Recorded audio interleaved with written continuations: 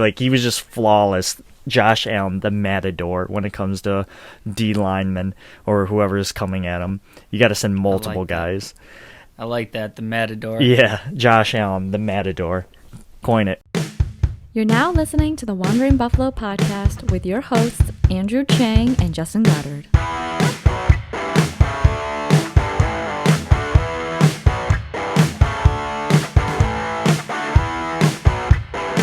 Hello and welcome to the Wandering Buffalo podcast, a show on the Built-in Buffalo Network. As always, I am your co-host, Andrew Chang, and alongside me is my other co-host, Justin Goddard. And tonight, we're going to talk about that Bills beatdown over the football team. So we're going to recap things that we liked, we didn't like, in terms of the offense and defense, just our overall takeaways, and of course, our player of the week. Then after that, we're going to preview next week's game against the Houston Texans, how they're currently looking, what the media thinks of them, what we want to see, what we don't want to see, and as always, our game prediction. Before we get into that, you can always find us on most social media and podcasting platforms, and of course, YouTube, by searching The Wandering Buffalo Podcast. Go ahead and like and comment and share these videos. It does help us out a lot, and we greatly appreciate that. And in addition, you can always find other amazing shows on the Built-in Buffalo Network, such as our good friend, Vince Taylor from the Buffalo on the Brain podcast, which my co-host Justin here is always a part on Mondays that drops. So definitely check that out. But Justin, how are you feeling after this W? I'm riding high, man. That was a game I needed to see after making it out for the Steelers game week 1. Mm-hmm. And last minute decided to go out to this one too, and boy, was that a lot more fun than what we saw week 1. There was never really any point at the game where I was like stressed out and feeling like I was going to have a heart attack, and it was a fun game to be at. How are you today? I'm doing great.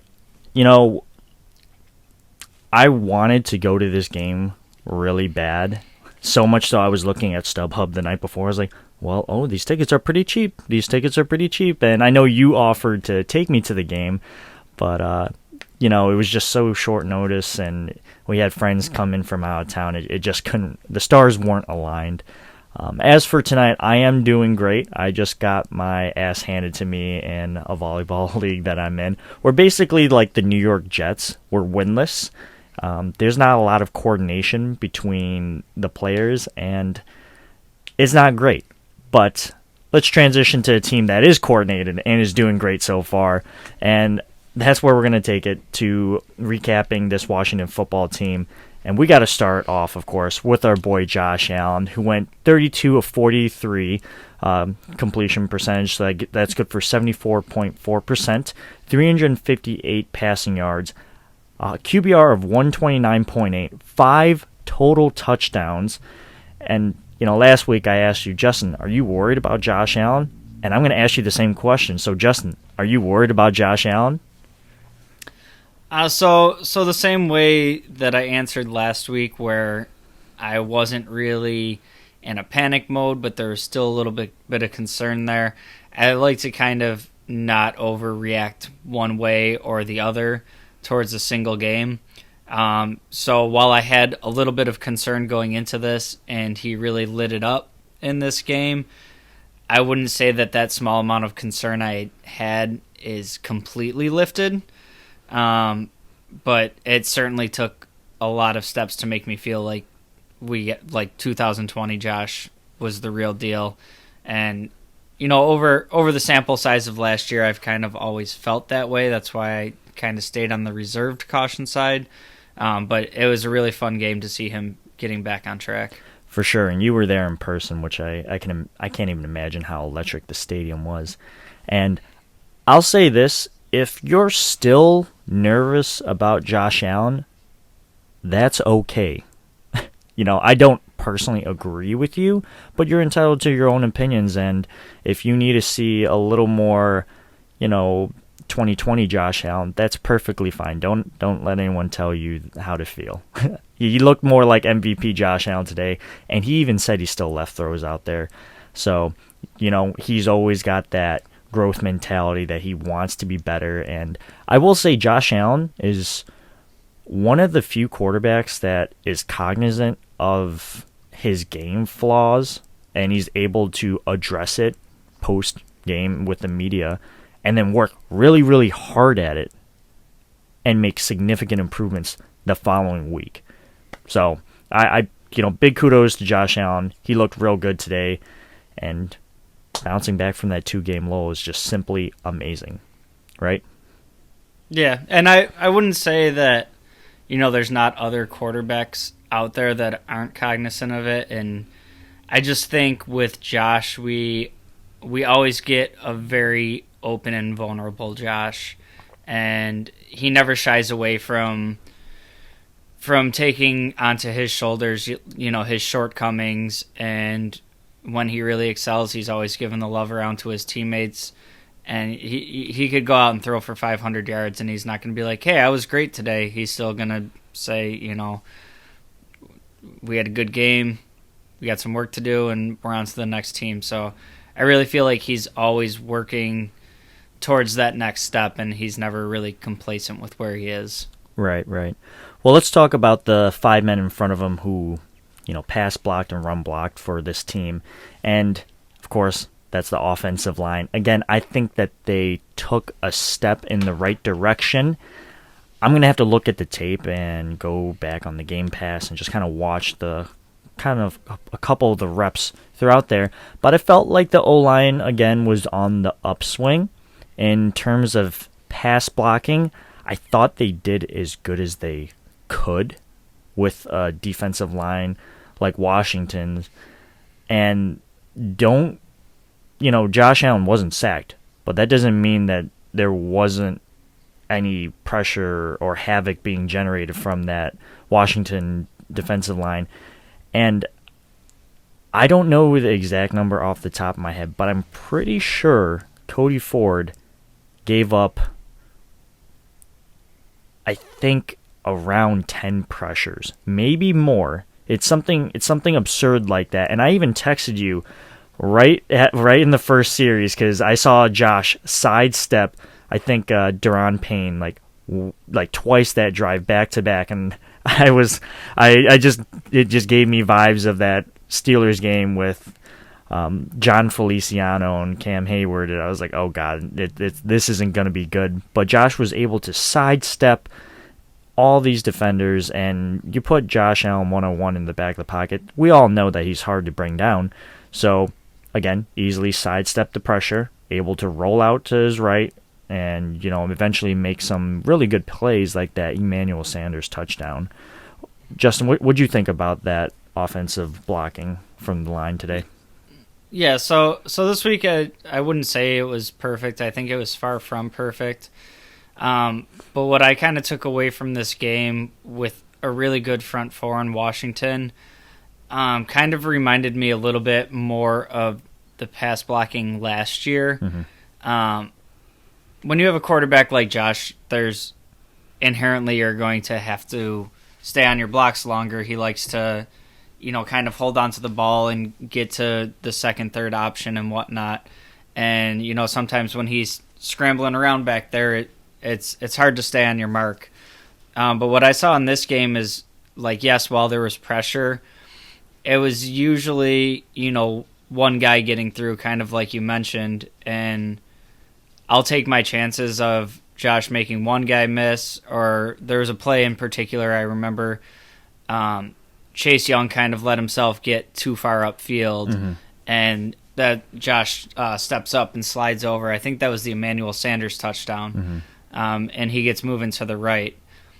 They get paid to make plays on both sides of the ball, and while I do think there was pressures given up, the difference between this game and the Pittsburgh game is you had 2-3 guys getting through at a time versus Pittsburgh, versus this game was kind of, one guy sneaking through. And it was pretty consistent that somebody was getting through. Mm-hmm. But again, that's kind of Josh's bread and butter. I think he almost thrives there more of, let me make this guy miss and get out on the move and slide the pocket. And mm-hmm. so I think there's still work to be done there, but I think this game was very encouraging from the offensive line perspective. Yeah, it's almost like he's in the pocket, and as soon as a defender comes in, he just pulls out that red Toro flag, and he's like, "All right, ole," and then he just goes the other way. At least that's how I felt. Like, he was just flawless. Josh Allen, the matador, when it comes to D linemen or whoever is coming at him. You got to send multiple guys. I like that, the matador. Yeah, Josh Allen, the matador. Coin it. And then, I thought it was very interesting that you said, Chase Young had to, go upfield, and Josh Allen was able to go up to the right and, roll out. I thought Darrell Williams, before I heard about these pressures with Cody Ford, and I thought Darrell Williams actually looked the worst, but to your point, maybe they were letting Chase Young go up the field more so Josh Allen could step up in the pocket, which doesn't sound right in my head. Like, oh yeah, I just let this guy go by me. I did that on purpose. But it does make sense in terms of, and I got to give credit here because I think Joe Marino mentioned this, but it makes sense because it makes a defensive player run a longer path, and Josh typically throws the ball under 3 seconds, so he's got to run 5 yards in 3 seconds. Why not make him go the longer path? So I guess that makes a lot of sense, but in my head it's just like Darrell Williams gives up, like, I want you to go around me the long way. That's one of the things where I have to watch it a couple times and before I look at just like the pure numbers of what pressures were allowed and whatnot. To me, it's more like watching the game, the feeling of, is he running for his life or not?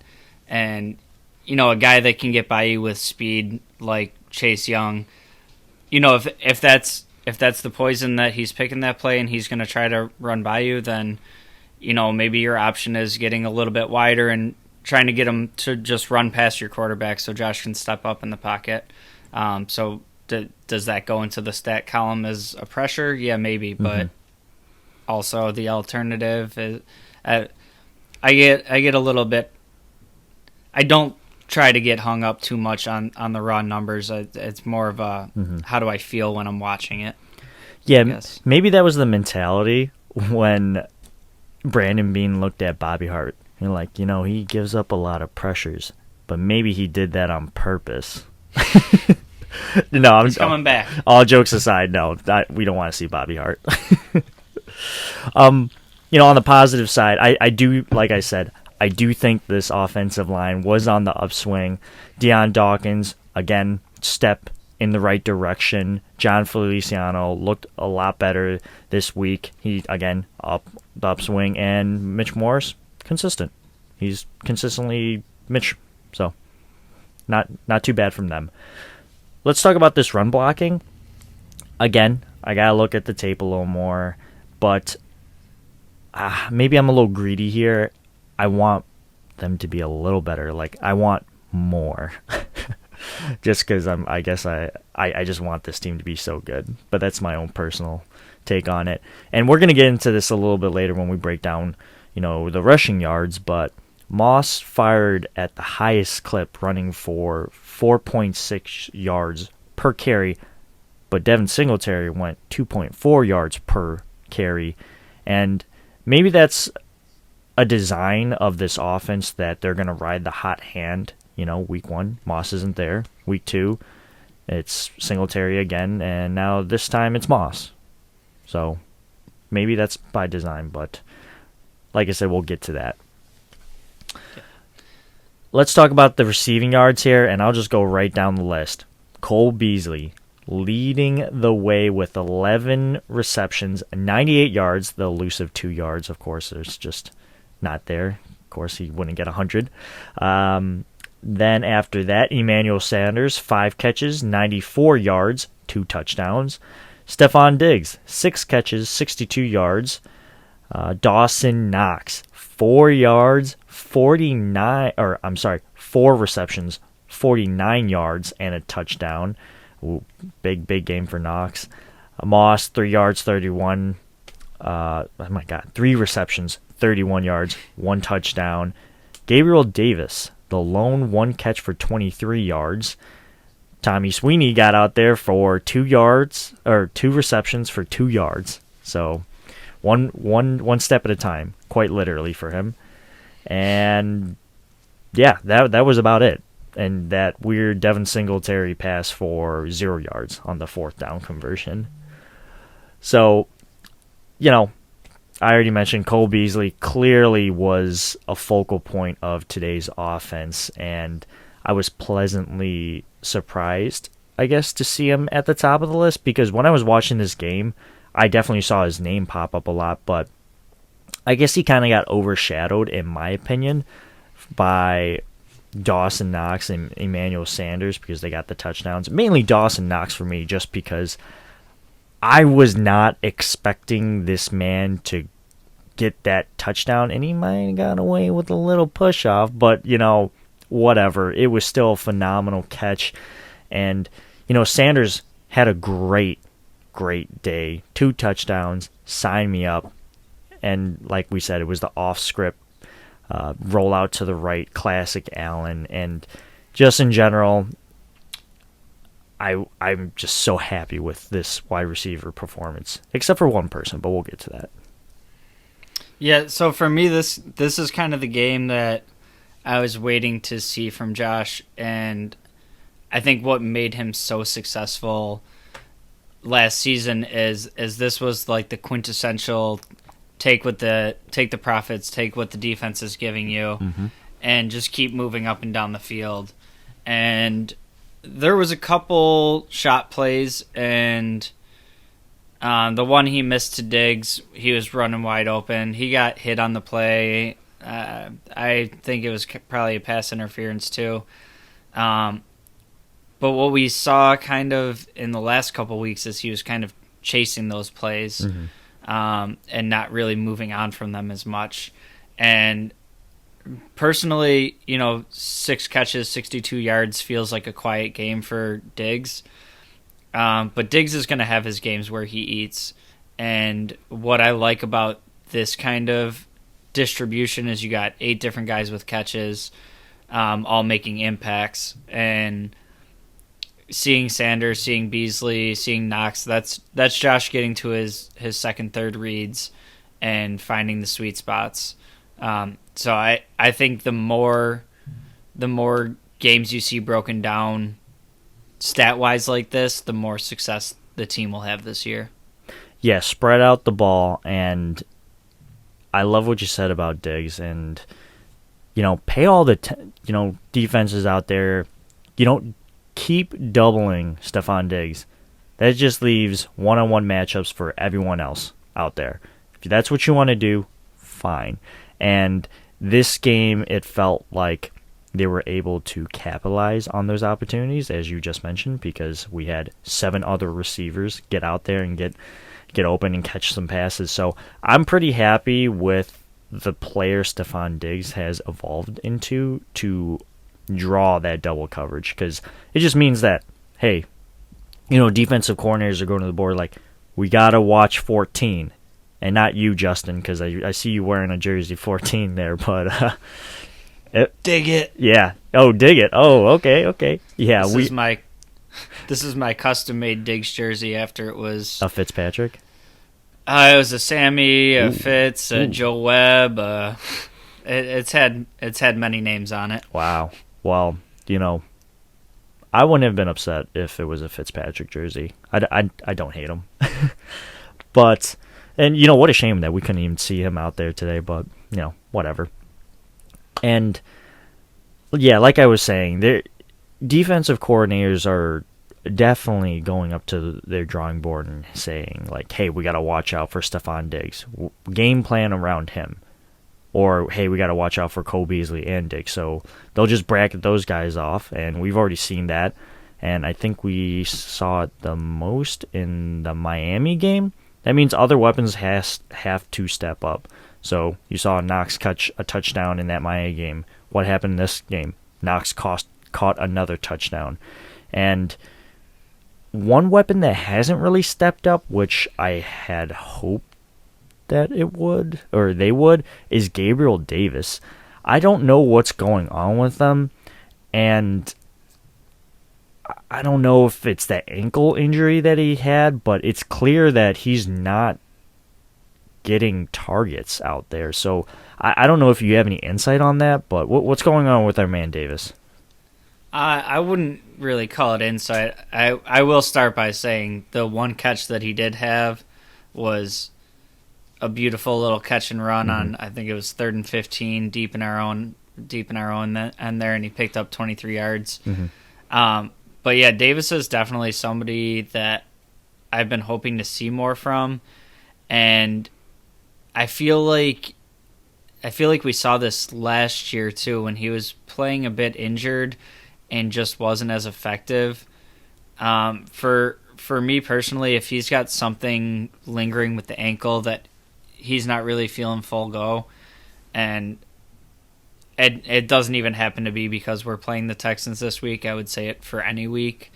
If he needs to kind of shut it down for a week to make sure he's right.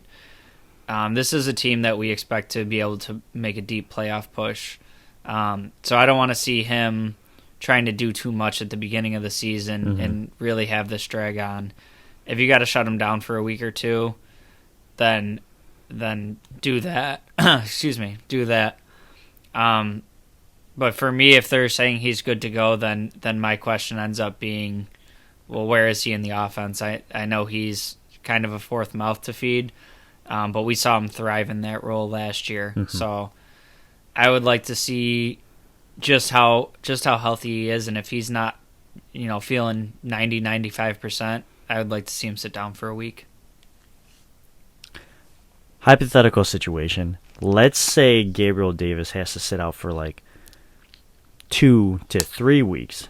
Do you put him on IR and bring up Marquez Stevenson, activate him, insert him in the offense, and we'll definitely get to McKenzie's woes in the return game, but would you do that? Would you swap them for IR spots if Davis had something going on that he needed a few weeks? Yeah, I'd play that game. I'm saying if he didn't need that right now, as Brandon Bean or whoever has the say, someone comes up to you from your staff, they go like, hey, let's shut down Davis, but let's bring Marquez Stevenson up. He's got the speed as a wide receiver. He's definitely healthy now. And, McKenzie has been a little inconsistent in the return game. Do you make that switch? If it's a 1-for-1 swap with Gabe Davis, no. If Gabe Davis can be out there and healthy, I think he kind of brings a little bit of a different dynamic to our receiving core that we don't really have in the other guys. A little bit more size, a little more on like the. It has a lot to do with him being the fourth receiver, but when the play breaks down, coming back and making those types of plays, for as much as I really want to see Stevenson on the field and what he can do this year, and I think he will get an opportunity in one way or another by the end of the season. All we really know about him right now is he's a 6th-round pick, shiny new toy, and we've seen Gabe Davis prove a little something in a year, and it's just not a formula that I really care to mess with too much in season if it's a 1-for-1 swap. Right. Well, let's transition into the rushing yards, and there's not much to say here. Zach Moss definitely led the way. He had 13 carries, 60 yards, as I mentioned, 4.6 yards per carry.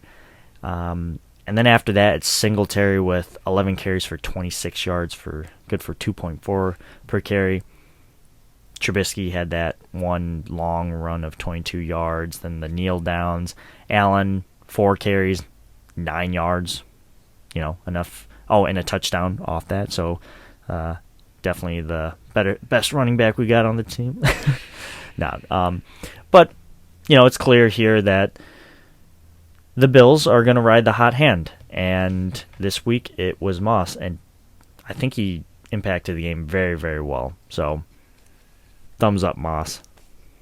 Yeah, for me, what I like most about looking at these numbers of the running backs is, you just take an outside glance at Singletary when he broke off that 46-yard run and then for a touchdown, and it ends up being, he had like an 80-yard day and looks like he ran for something like 7 yards per carry. Mm-hmm. What I like about looking at these numbers is the outlier for Zach Moss is a 9-yard run.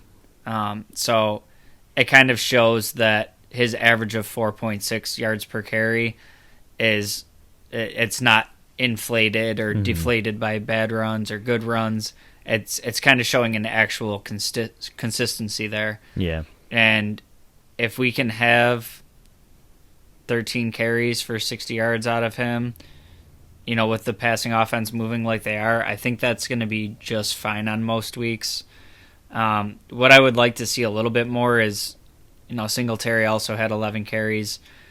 If you have Zach Moss and he's having a good game, maybe bring Singletary down to like 6 and give Moss a few more whacks at it. Mm-hmm.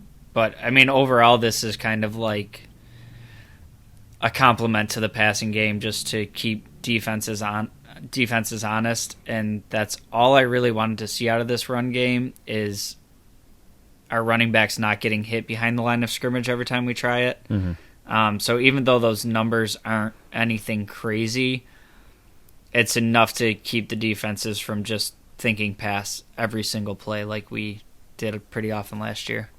Yeah, you got to respect the run, and I think the Bills have definitely made the step in the right direction when it comes to run the football, as they're much more effective this year thus far. Now it's only 3 games, but I'm happy with what I'm seeing. Let's transition to the defense, and I'll just kind of give you the whole breakdown here per ESPN. 45 tackles, 35 solo tackles. This team does not tackle well, if you didn't know. There was 1 sack. Star Lotulelei kind of pushed him out, or Heineke pushed him. Star Lotulelei pushed Heineke out, so, I guess it was a sack. 5 tackles for loss, 5 pass breakups, 2 QB hits, 21 points allowed, and we're going to start with the defensive line here, which was relatively quiet, I guess, and, Star had that 1 sack, but, we're using air quotes here. It was a sack, and I'll say this, Heineke is a slippery guy. Super, super slippery. I thought we had him at least 4 or 5 times, and he was able to, duck and weave and duck, dive, dig. What's that duck, quote? Dive, dip, dodge, duck. Yeah, literally all that Something stuff, like and that. Was able to get out of the pocket and hold on to the football. And so I can't really fault the defensive line too much for Heineke's elusiveness, but I will say on the positive side, this run defense still looks real good. Real good. What'd you think about the defensive line performance? Yeah, so I was kind of hoping to see the pass rush carry over from Miami into Washington, and it's really fun watching a defense when they're just trying to take the quarterback's head off their block. But I will give Washington credit there. I feel like their offensive line is kind of similar to our offensive line, and I feel like Heineke is kind of like a budget Josh Allen type of player, where he's going to make some people miss. He's got kind of a gunslinger mentality. I think Heineke is a lot better than he gets credit for, and he had far from a great day against us. Obviously, a couple turnovers and whatnot. But the fact that we weren't able to really get home on him didn't really surprise me all that much. I feel like I'm riding high with the defensive line, but I don't expect to see 6 sacks every game. It just doesn't happen that often. So overall, I mean, from where we were last year, I'm really impressed with what the run defense looks like so far. They have a really good pair of running backs in McKissick and Gibson. And overall, I feel like they played pretty well in a pretty quiet way. Yeah. You didn't hear from them, which I guess is good. That's kind of like with cornerbacks. You don't hear from them, so that's pretty good, right? No news is good news. Yeah. So I'll take that. Let's talk about the linebackers, and again, they looked very, very good. Milano, again, God so far, great at rushing and in coverage. I can specifically recall that one play, I think it was on third down, where Adam Humphries, I think just kind of does a quick turnaround, finds a soft spot in the zone, and Milano's able to read it, because he's a former safety, and Heineke throws it to him, but Milano's smart enough to recognize the play, able to break that up, and they punt the ball back to us. Milano's doing great, and PFF is recognizing it. I've always thought Milano was a great linebacker here, and he's I don't think he definitely doesn't get underappreciated on this team or from us as fans, but this man is so good. I love me some Matt Milano. Yeah, and I was really worried that we wouldn't be able to get him back and that he was going to kind of price himself out of Buffalo with some of the injury concerns he's had. Mm-hmm.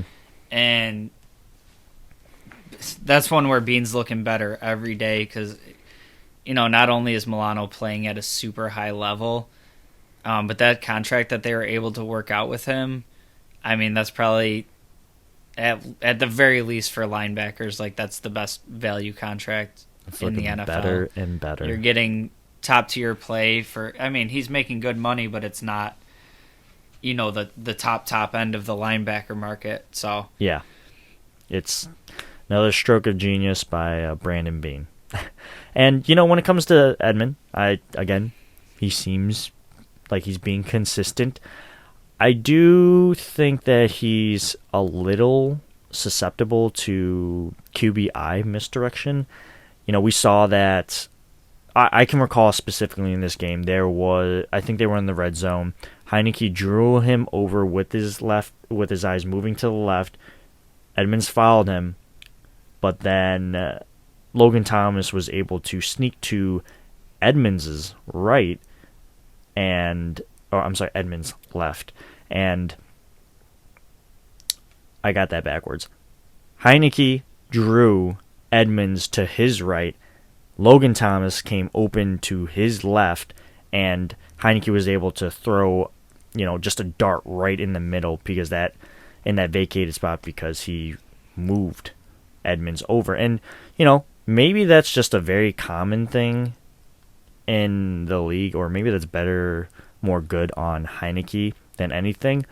But, just something I've noticed, and it was clearly a problem in the AFC Championship game against the Chiefs.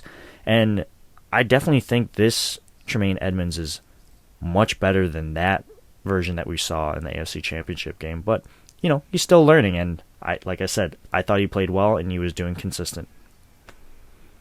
Yeah, so Edmonds is kind of a player for me where I'm going to get murdered by Bills Mafia. If you have a take against Edmonds, they don't like that. But Edmonds, to me, he's kind of coasting off of his draft status for me, and I think he's kind of a fine player.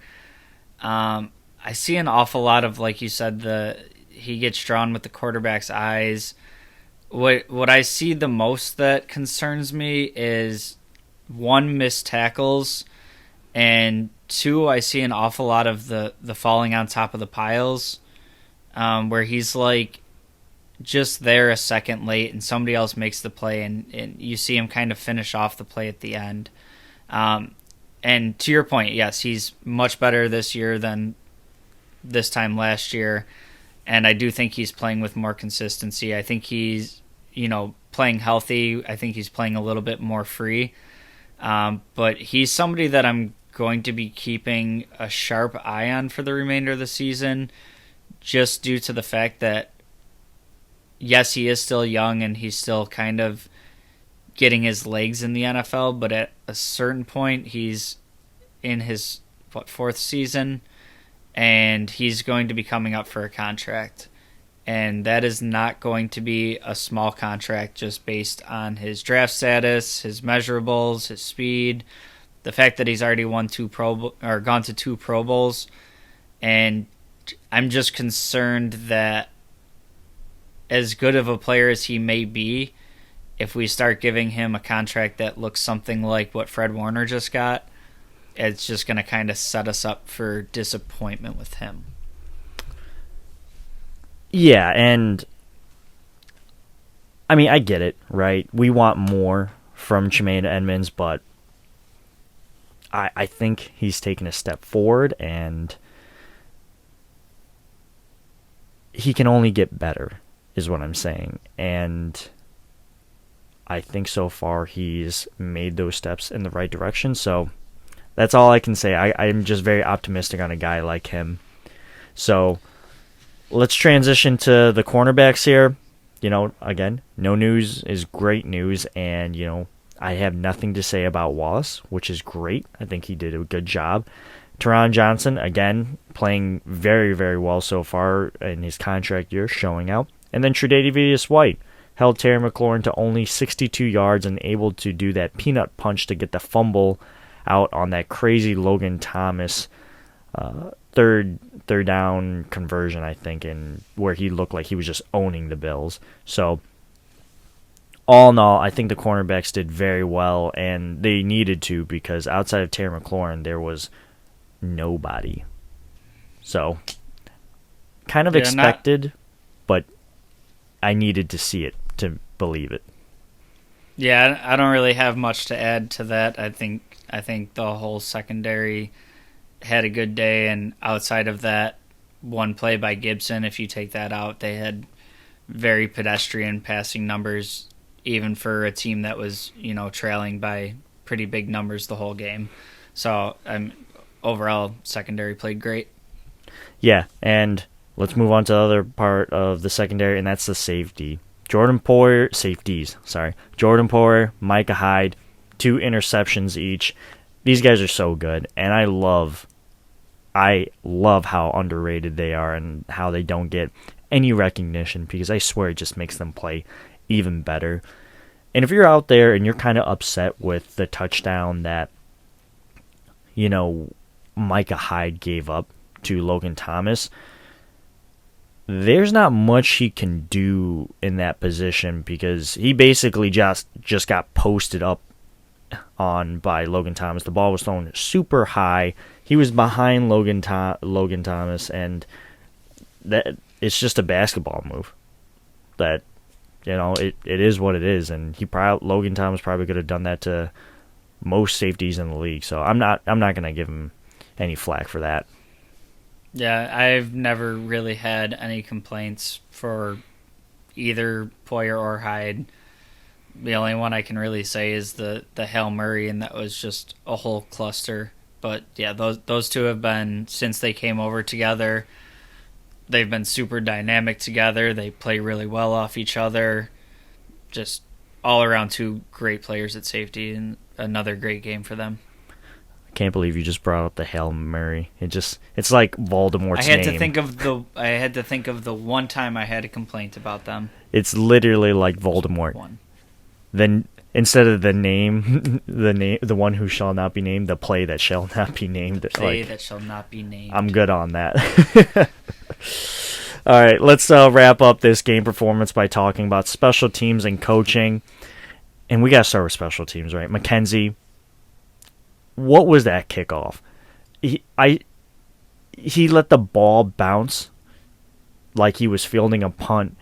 And the last time I could think something like that happened was probably Mike Gillislee. The last game, I think that was the last year that Rex Ryan was our head coach. It was the last game, week 17, and Kelsey just let it fall in the end zone. The Jets scooped it up and scored a touchdown at the end of the game and won.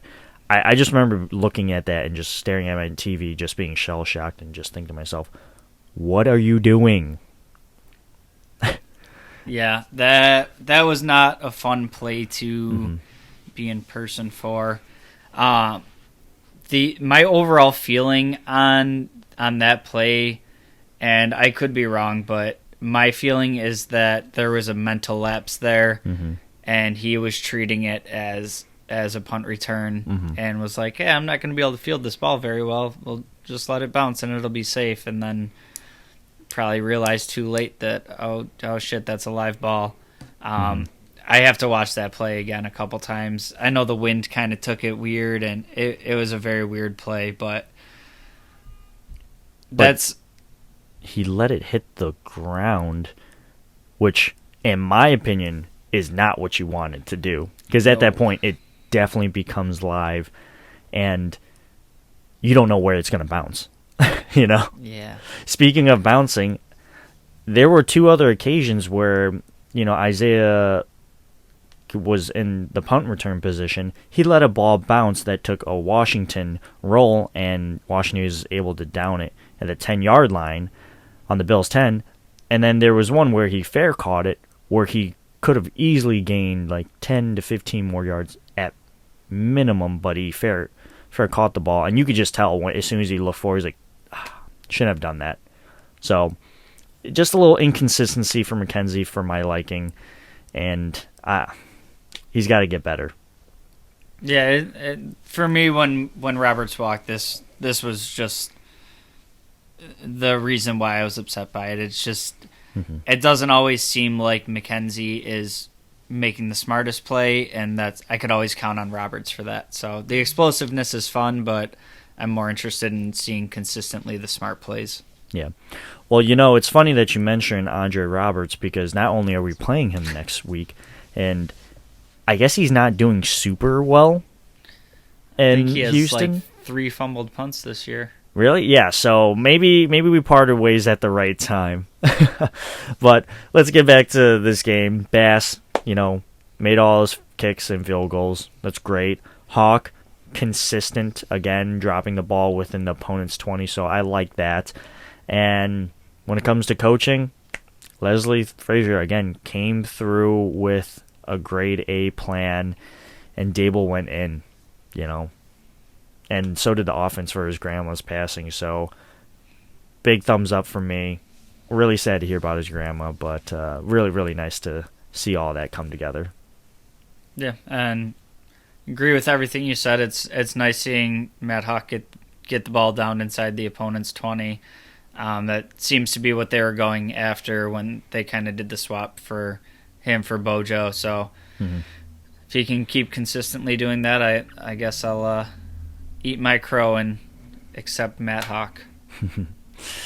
And lastly, let's talk about the Spotlight Player of the Week. After the game, we were all messaging in our group chat with, Jake, our executive producer. Justin and I, we all came up with, some players we wanted to put out there. Justin, who's your Spotlight Player of the Week? Mine had to be Josh for this game, just with the slow start he had to the season to just come out and ball. There's a few different players, Sanders, Knox, Beasley, maybe a couple guys on defense, but just really for the start to the season, Josh had it felt right for it to be him this game, and I'm sure he's going to have a lot more of those performances, so we'll swing the ball around a little bit later on. Yeah, for me, you kind of gave it away, but I got to give it to Knox. This man, he showed up today, and I was pleasantly surprised, and just that touchdown that he had was just gold. And not to mention the prom pose after, hilarious. Hilarious. Well, anyways, that's going to wrap it up for this game recap. So let's transition to our game preview against the Tyrodless Texans. But before we do that, let's take a quick break, and we'll be right back.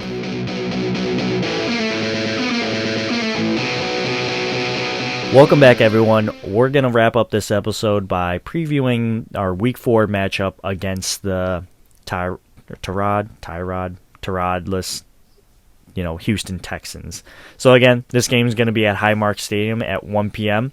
It's supposed to be 67 degrees with a 24% chance of rain. Let's hope that doesn't happen because I plan on attending this game. And again, there will be 8-mile-per-hour winds. So let's break down this team. They lost their Thursday night game against, who did they play again? The Panthers. They lost their game against the Panthers. And that game was kind of, I didn't really enjoy it too much. And the only reason why I don't enjoy it is because I have Christian McCaffrey on my team. And if you play fantasy, you know that this sucks. So I'm hurting a little bit. But hopefully your fantasy teams are doing well. Hopefully I'll get Chubba Hubbard, the infamous Chubba Hubbard on the waiver wires. But the team itself, Texans, are second in the AFC South, and their head coach is David Culley, who somehow beat out our man Leslie Frazier. So I want to say a big thank you to the Houston Texans hiring organization for not hiring Leslie Frazier, because we get to have him back. So you guys are doing great. Keep up the good work, and just keep on doing you. You dumpster fire. Oh, that poor organization. Anyways, let's transition to What Sportskeeda, which happens to be the best place to find their strengths and weaknesses into the season. So let's talk about their strengths first, Justin, and that's got to be a deep running back room. And I would agree with this. They have Philip Lindsay, David Johnson, and Mark Ingram, all super, super experienced. Now, they might be a little bit long in the tooth, but that's still experience. And at one point, each of these guys were really, really good. But so far, they're ranking 29th in the NFL in terms of rushing offense. So, yeah, they got experience, but it's not really converting into yardage, which is maybe their offensive line performance, or maybe it's just the rushers themselves, or maybe it's a scheme. But at the end of the day, I can see where this would be a strength to start off this season, but it just looks like they haven't figured it out yet. Yeah, I think that's kind of a mixed bag for me. Like they have some names there. David Johnson, Mark Ingram, Lindsay, like they're all pretty good players, but I also look at this as a team that you can kind of game plan for those guys and dare the offense to beat you in the air. Mm-hmm. And even with Tyrod Taylor, we saw a lot of him in Buffalo, and I love the guy, I respect the guy, but he's not making anybody shake in their boots at his prolific passing game. Mm-hmm. So I think it's kind of other teams can key in on those running backs and kind of make it tough sledding for them. Yeah, and I'm just not really scared about this running back room because, again, 29th in the league for those kind of names. It's just like, what? You just would expect a little more. I definitely have more concern going into playing Antonio Gibson and McKissick. So. Oh yeah, absolutely, and I guess we'll transition to the next strength here, which is Brandon Cooks, and so far he is showing out, and he's, I believe, what is he? He's third in the league in as far as receptions or yards. I can't remember which one it is, but he's got 322 yards. And I don't know how a guy like him gets tossed around. So wasn't he on the Saints, then the Patriots, then the Rams, and now he's at Houston, right? I don't know if he had another stop, but I don't know how a consistent 1,000-yard receiver just gets bounced around so much in his career. Like, is he secretly, like, really mean or something, or not a locker room guy, or is he like Antonio Brown-esque, calling their GMs racial slurs or something? I just don't know what's going on with this dude. Like, why does no one want him? Yeah, I've never seen anything like that about him, and usually that makes its way out. Mm-hmm. I've always liked Cooks as a receiver. I like him much better as like a number 2 option because he'll still put up those numbers with somebody opposite him. For this team, it's kind of like, they're going to do some passing and somebody's got to catch the balls, and who else are they really going to be able to throw to? So I'm really not surprised he's putting up stats. He's a good player on a bad team. Yeah, I feel like every coach that he's had, when he gets like 1,000-yard receiving yard season, they got like a sticky note on the back of their hand, and they're like, "Hey man, you're doing a great job." Slaps him on the back, and on the sticky note it says like "for sale." Like, like why? And it's crazy because he's leading. Well, he's a top 3 in terms of receiving yards, but again, this team is 29th in the league. So there's not production going on with outside of him. So they're 3rd worst in rushing and they're 3rd worst in receiving. So I guess it's their strengths, but it's not really their strengths at the same time. It's kind of weird. And I'll go into the other strengths that Sportskeeda kind of provided us, and they're very questionable, so I'll let you kind of decide here. And again, this is before the season started, so you gotta take it for what it's worth. They said their kicker, who's on IR, so that's out the window. This is a stretch. Their strength of schedule, which ranks 15, so dead in the middle. Don't really see how that's the strength of this team. It's just kind of like, yeah, my biggest strength is I don't got to play against some tough guys. Like, what? Like, why are you hanging your hat on that? And this one's real funny. Element of surprise because of the huge turnover of head coaches. Like, this is our strength. We have all new pieces. We're trying to figure it out. And by the way, we hired a coach, our head coach, who's not really good at coaching wide receivers. And that's our strength. Like, what? Yeah. I looked through this list of the other strengths and I was like, well, you're really stretching for something like the strength of schedule. One of the strengths has nothing to do with the team. It's how the NFL made their schedule. Like, if anything, I would put that a weakness. Yeah, not very many strengths. They're struggling. On this team.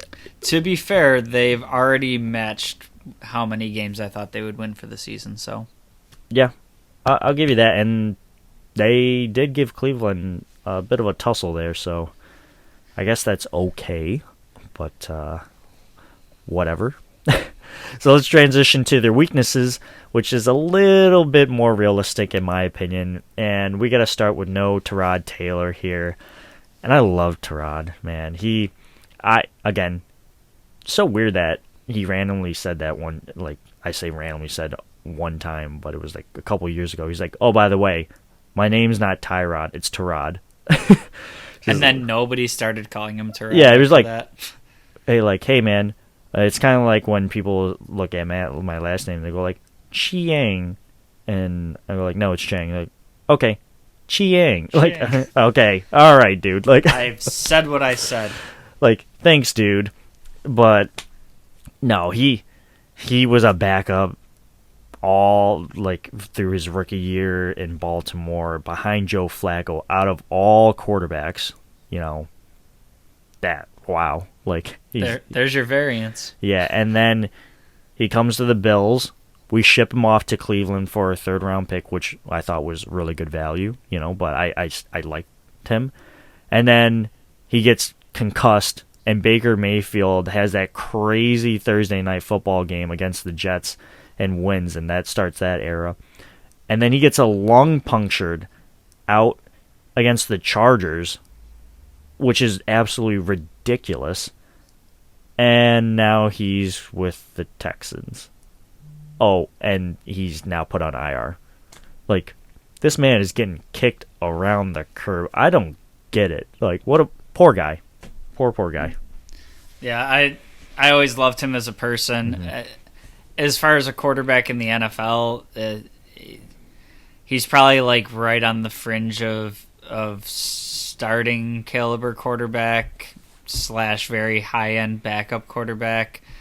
But he was always a very likable guy, and just had so many weird shots and just so many bad cards dealt his way. So I've always kind of rooted for the guy after leaving Buffalo, and he's just gotten some bad hands, and hopefully he can come back from this injury and lead Houston to another couple wins. Yeah, and you know what? I'll say this very proudly. Definitely, probably the best nickname for a quarterback that the Bills have had in a long time. Fitzpatrick is up there, but T-Mobile, that was pretty cool. I always liked that name for him. So legendary nickname status. Yeah, and I'm not saying that, and T-Mobile's not sponsoring this podcast whatsoever because I think their service is subpar, and I can say that because I have T-Mobile. Yeah, not great. But let's transition to the other weakness, and that's where's the talent? And I'm thinking about that meme where the guy's like holding the jag and he's just looking around. I was like, where's the talent? There's just been a mass exodus of it over the past couple years. Hopkins traded to Arizona. Watt asked for his release. Now he's in Arizona. Dwayne Brown got traded, and now he's in Seattle. Clowney, which, whatever, say what you want to say about him and his character and his effort, he was still a really good player that was sought out for a while, but he left Houston. And there's legit no names here, except for, I guess, the running back room. But again, we know how they're performing, and it reminds me of a lot of Sean McDermott's first year when we were picking all these random people and making a mass exodus. It's not to say that they're bad, but it's not anything that's going to move the needle. So, I don't know. Yeah, I think the biggest part of this organization's problems with talent and all that, I think this even goes beyond when they gave Bill O'Brien too much control. I could talk for 40 minutes alone on their organization at the top end and all the follies that they've done there. I won't subject you to that, but this goes far beyond the talent on the field. That they have an organizational problem in Houston, and it starts at the tippy top. And like you said, it kind of reminds you of when McDermott and Bean came over and started fixing up the Bills. I don't see that prospect in sight for Houston. I think they're going to be in this spot for a while. Yeah, and not to, we won't go into it, but that, the FBI is now involved with that Deshaun Watson thing. That's not good.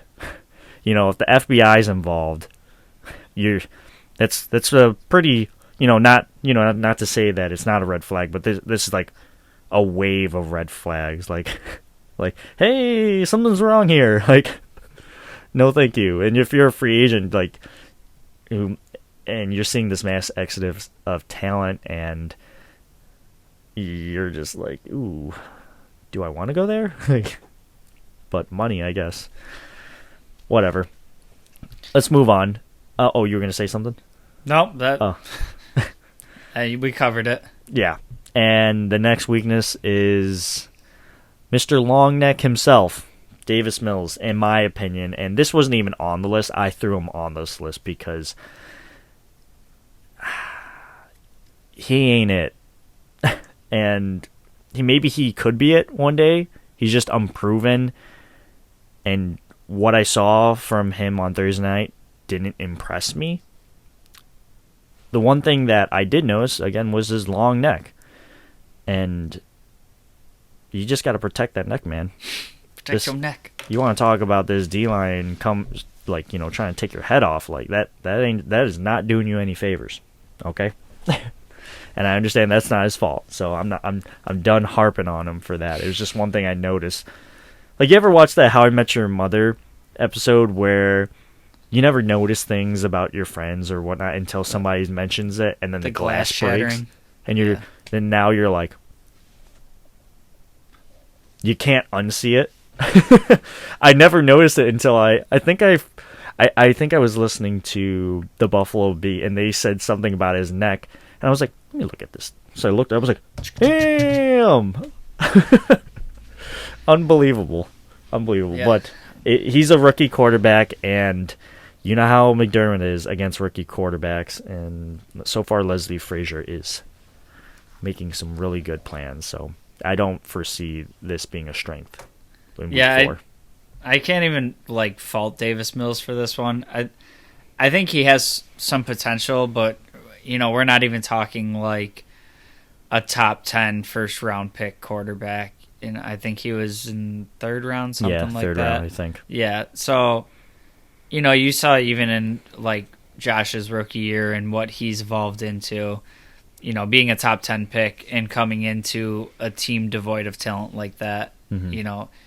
Yeah, he had his moments where he flashed, but his first year he wasn't a very good quarterback, and those are the type of guys that are supposed to be more pro ready and ready to put a franchise on their back and whatnot. Davis Mills shouldn't even be sniffing a field this year, and I think he has the potential to be something in the league, but getting a start like this is not going to be good for anybody. Yeah, and I guess we're transitioned to the last weakness, and that's their best cornerback. Bradley Roby is still suspended, which leads me to a follow question. Who do they have then? Who do you have to defend the Bills' receivers or running backs? Like, if you need a cornerback to come down to the box and tackle Moss, it's just not good, in my opinion. It's just not good. Yeah, there's really, across the whole team, there's nobody, maybe outside of Brandon Cooks, that really puts any sort of fear into me. So we have to make sure that we stay focused on this game and don't start worrying about the Chiefs next week, because it is the NFL and anything can happen. We've seen them play some teams tight, but not too many players on that team really give me concerns. Yeah, and again, I guess that just kind of speaks to Brandon Cook's skill, because he's still doing really good on this team. So have fun with Trey. Yeah, seriously. All right, let's transition to the things we do want to see and don't want to see. And, Justin, I always lead this off. Why don't you kick us off with things you want to see? What I would like to see is the D-line eat. What we saw 2 weeks ago against Miami, it's kind of a very similar situation. And, we starting off with Tua, and then Jacoby Brissett actually has some experience in the league. He's seen a lot of things, but that kind of younger, unproven talent at quarterback is what we're going to be facing here. I'll extend it past the D-line, include the linebackers, the cornerbacks, send the heat, take some chances, play a single high safety, and really dare Davis Mills to beat you. Leave Hyder Poyer back there and let him try to take a shot and beat you that way. I think this is another game where we could conceivably see 6-7 sacks and have some from the D-line, maybe a corner blitz in there, maybe linebackers. But I kind of want to see them just tee off on keeping everything inside 5 yards and stopping running backs in the backfield, getting sacks, forcing mistakes, and really play opportunistic like that. Wow. You want I'm out for blood, buddy. You want the Tua and what's his name, Jacoby Brissett deal. Yeah. You want that package? Okay. Are you? Has the Houston playoff game still resonating with you? No, I just think it's the opportunity. I think Houston's gone through enough since they beat us in the playoffs. They went from But AFC you want more. Yeah. I want to see who's on the roster beyond Davis Mills to play quarterback. Oh wow. Okay, wow. All right, well, I'll tell you what I want to see, and I want to see McKenzie be good in the return game. Punting, punt returns, kick returns. He's shown good and some bad, again, that we mentioned earlier in this episode against the Washington football team. This inconsistency, that's not good for my heart. Or your hearts, or any of the hearts of the Bills Mafia. I don't want to go like, oh, what are you doing? Like, I just need him to be consistent one way or another. You know, if he's consistently bad, fine. Then we know that we need to do something, and we have someone like Marquez Stevenson waiting in the wings. Not to say that might be a better option, but it's something maybe we could turn to. I just need to know, man. I want McKenzie to do well. The face of the franchise. He needs to be good. You can't have a face of the franchise be bad at what he does. It's unbelievable. So on your wavelength there, I'll sprinkle in a little bonus thing I want to see. If Stevenson is healthy and can be activated off the IR, I think this might be a fun game to maybe activate him and deactivate Breida for a game, something like that. And if it is a game where we can get maybe like optimistically like a 3-score lead, and you can sprinkle Stevenson in there on some return duties and see how he looks in live action. This is kind of where I was talking about. I don't rule out Stevenson making the roster by the end of the year, and I think it would be in the vein of McKenzie still struggling and wanting to see what he has. So maybe bring him up for a game if he's healthy, see what he's got. Yeah, and I mean, we don't know what's going to happen with Breida, right? Like, I think he's been inactive for 2 straight weeks now, so who knows? Let's see the toy. Yeah. Let's transition to things we don't want to see, and I'll start here.